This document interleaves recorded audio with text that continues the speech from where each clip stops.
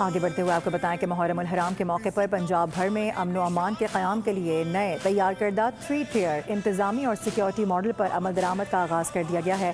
یوم عاشور پر security high alert رکھا گئی۔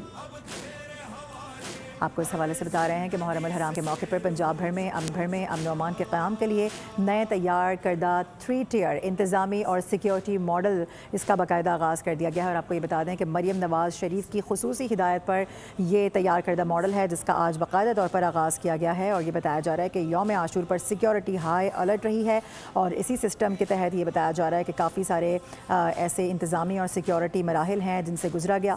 محرم الحرام کے موقع پر پنجاب بھر میں امن و امان کے حوالے سے اور اس کے قیام کے لیے نئے تیار کردہ 3 ٹیئر انتظامی اور سیکیورٹی ماڈل پر عمل درآمد کا آغاز کر دیا گیا ہے۔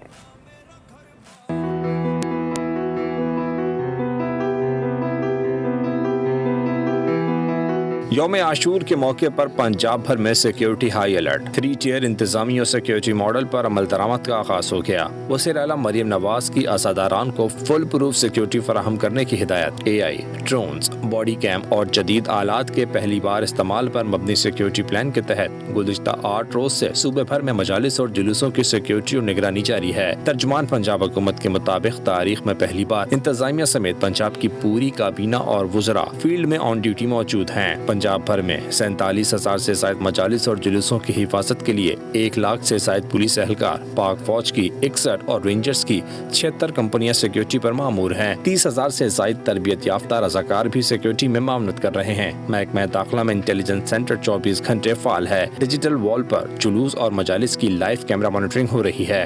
صفائی، علاج، سبیلوں سمیت عزاداران کو گرمی کی شدت سے بچانے کے لیے اینٹی اسموک گنز اور اسپرنکلرز کے ذریعے پانی اور خوشبو کا چھڑکاؤ بھی جاری ہے۔